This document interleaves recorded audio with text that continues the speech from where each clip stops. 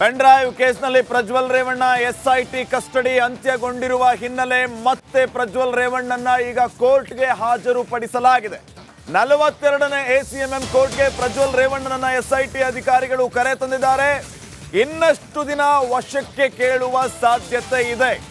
ಇಷ್ಟು ದಿನಗಳ ಅವಧಿಯಲ್ಲಿ ಎಸ್ಐಟಿ ಅಧಿಕಾರಿಗಳಿಂದ ಬರ್ತಾ ಇದ್ದಂತಹ ಒಂದೇ ಒಂದು ಪ್ರತಿಕ್ರಿಯೆ, ತನಿಖೆಗೆ ಪ್ರಜ್ವಲ್ ಸಹಕರಿಸ್ತಾ ಇಲ್ಲ, ಯಾವ ಪ್ರಶ್ನೆಗೂ ಉತ್ತರವನ್ನ ನೀಡ್ತಾ ಇಲ್ಲ, ತನಿಖೆಗೆ ಸಹಕರಿಸ್ತಿಲ್ಲ ಅಂತಂದ್ರೆ ಜೈಲು ಪಾಲಾಗುವುದು ಫಿಕ್ಸ್ ಅನ್ನುವಂತಹ ಮಾತುಗಳು ಕೇಳಿ ಬರ್ತಾ ಇತ್ತು. ಸೊ ಪ್ರಜ್ವಲ್ ರೇವಣ್ಣ ಅವರನ್ನ ಮತ್ತೆ ಇವತ್ತು ಎಸ್ಐಟಿ ಕಸ್ಟಡಿಗೆ ತೆಗೆದುಕೊಳ್ಳುವಂತಹ ಸಾಧ್ಯತೆ ಇದೆ.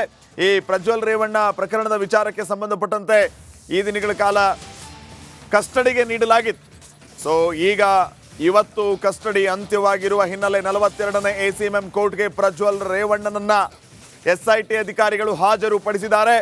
ಮತ್ತೆ ಎಸ್ಐಟಿ ಅಧಿಕಾರಿಗಳು ಹೆಚ್ಚಿನ ವಿಚಾರಣೆಗಾಗಿ ಕಸ್ಟಡಿಗೆ ಕೇಳೋದಕ್ಕೆ ಎಲ್ಲ ರೀತಿಯ ಸಿದ್ಧತೆಯನ್ನ ಮಾಡಿಕೊಳ್ತಾ ಇದ್ದಾರೆ.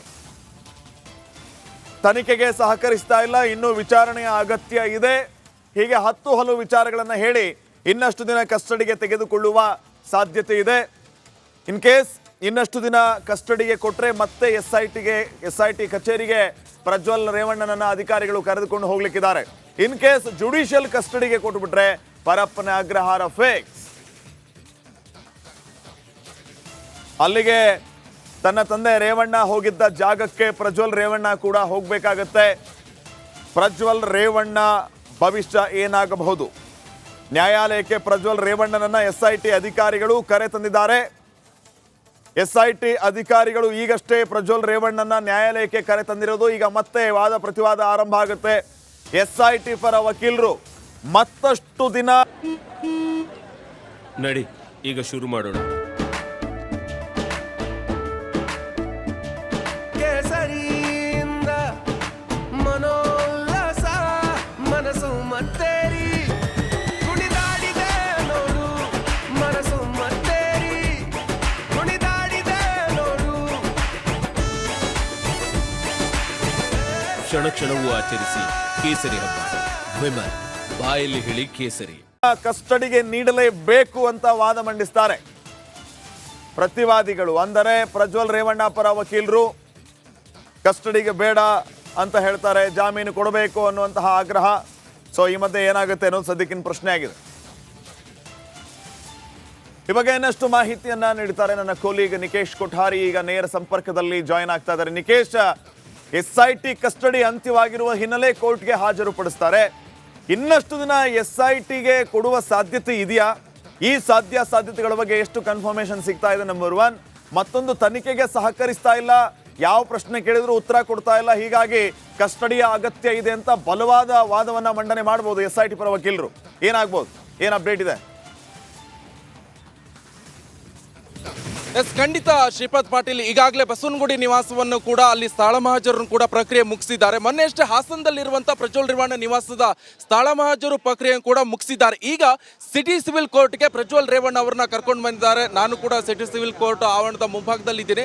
ಬಟ್ ಇಲ್ಲಿ ಬಹಳ ಪ್ರಮುಖವಾಗಿ ಗಮನಿಸಬೇಕಾದಂಥ ವಿಚಾರ ಅಂತ ಹೇಳಿದ್ರೆ, ಈ ಹಿಂದೆ ಎಸ್ಐಟಿ ಪರ ವಕೀಲರು ಕೂಡ ವಾದವನ್ನು ಮಾಡಿದ್ರು. ಪ್ರಜ್ವಲ್ ರೇವಣ್ಣ ನಮಗೆ ಏನೇ ವಿಚಾರಣೆ ಮಾಡಿದ ಸಂದರ್ಭದಲ್ಲಿ ಸಹಕಾರವನ್ನು ನೀಡ್ತಾ ಇಲ್ಲ, ಏನು ಕೊಟ್ಟರು ನನಗೆ ಗೊತ್ತಿಲ್ಲ, ನಾನು ತಪ್ಪೇ ಮಾಡಿಲ್ಲ ಅಂತ ಹೇಳ್ತಾ ಇದ್ರು. ಆ ಒಂದು ಕಾರಣದಿಂದ ಇನ್ನಿಷ್ಟು ವಿಚಾರಣೆ ಬಾಕಿ ಇರುವ ಹಂತದಲ್ಲಿ ಮತ್ತೆ ಸ್ಥಳ ಮಹಾಜರು ಬಾಕಿ ಇದ್ದಂತ ಸಂದರ್ಭದಲ್ಲಿ ಎಸ್ಐಟಿ ಅವರು ಅವರ ವಶಕ್ಕೆ ಪಡೆಯುವಂತ ನಿಟ್ಟಿನಲ್ಲಿ ವಾದ ವಿವಾದಗಳನ್ನು ಆಲಿಸಿದ್ರು. ಅದಾದ ನಂತರ ಜಡ್ಜ್ ಅವರಿಗೆ ಎಸ್ಐಟಿ ತನಿಖೆಗೆ ಬಿಡ್ತು. ಅದಾದ ನಂತರ ಈಗ ಮತ್ತೆ ಕಸ್ಟಡಿ ಅಂತ್ಯ ಆಗಿರುವಂತದ್ದು. ಇವತ್ತು ಈ ಕ್ಷಣ ಈಗ ಕೂಡ ಅಲ್ಲಿ ಎಸ್ಐಟಿ ಅಧಿಕಾರಿಗಳು ಮತ್ತೆ ಈಗ ಕೋರ್ಟ್ ಮುಂದೆ ಹಾಜರುಪಡಿಸಿದ್ದಾರೆ. ಇವತ್ತು ಎಸ್ಐಟಿ ಅಧಿಕಾರಿಗಳ ಅಂತ್ಯ ಆಗಿರುವ ಕಾರಣ, ಅವ್ರನ್ನ ಕಸ್ಟಡಿ ಅಂತ್ಯ ಆಗಿರುವ ಕಾರಣ ಕೋರ್ಟ್ ಮುಂದೆ ಹಾಜರುಪಡಿಸಿದ್ದಾರೆ. ಬಟ್ ಇಲ್ಲಿ ಬಹಳ ಪ್ರಮುಖವಾಗಿ ಗಮನಿಸಬೇಕಾಗುತ್ತೆ, ಇಲ್ಲಿ ಎಸ್ಐಟಿ ಅಧಿಕಾರಿಗಳು ವಿಚಾರಣೆಯನ್ನು ನಡೆಸ್ತಾ ಇದ್ರೆ ಪ್ರಜ್ವಲ್ ರೇವಣ್ಣ ಅವರು ಯಾವುದೇ ರೀತಿಯಾಗಿ ಸ್ಪಂದಿಸ್ತಾ ಇಲ್ಲ. ಪದೇ ಪದೇ ಎಸ್ಐಟಿ ಅಧಿಕಾರಿಗಳು ಅದನ್ನೇ ಹೇಳ್ತಾ ಇರುವಂತದ್ದು, ಏನೇ ಕೇಳಿದ್ರು ಕೂಡ ನಾನು ತಪ್ಪೇ ಮಾಡಿಲ್ಲ, ನನಗೆ ಗೊತ್ತಿಲ್ಲ, ಇದೇ ವಿಚಾರಗಳನ್ನ ಮುಂದಿಟ್ಕೊಂಡು ಹೇಳ್ತಾ ಇದ್ದಾರೆ. ಇನ್ನಷ್ಟು ವಿಚಾರಗಳನ್ನ ಕೂಡ ಎಸ್ಐಟಿ ಅಧಿಕಾರಿಗಳು ಕೆದಗಿ ತರ್ತಾ ಇದ್ದಾರೆ. ಅವರ ಗರ್ಲ್ಫ್ರೆಂಡ್ ಅಂದ್ರೆ ಪ್ರಜ್ವಲ್ ರೇವಣ್ಣ ಅವರ ಗರ್ಲ್ಫ್ರೆಂಡು ಹೊರದೇಶದಲ್ಲಿ ಇರುವಂತಹ ಸಂದರ್ಭದಲ್ಲಿ ಹೆಲ್ಪ್ ಮಾಡಿದ್ದಾರೆ, ಹಣಕಾಸಿನ ವಿಚಾರದಲ್ಲೂ ಕೂಡ ಹೆಲ್ಪ್ ಮಾಡಿದ್ದಾರೆ. ಪ್ರಜ್ವಲ್ ರೇವಣ್ಣ ಅವರ ಬ್ಯಾಂಕ್ ಅಕೌಂಟ್ ಡೀಟೇಲ್ಸ್ ಕಲೆ ಹಾಕ್ತಾ ಇರುವಂತಹ ಸಂದರ್ಭದಲ್ಲಿ ಈ ವಿಚಾರ ಕೂಡ ಬೆಳಕಿಗೆ ಬಂದಿರುವಂತದ್ದು.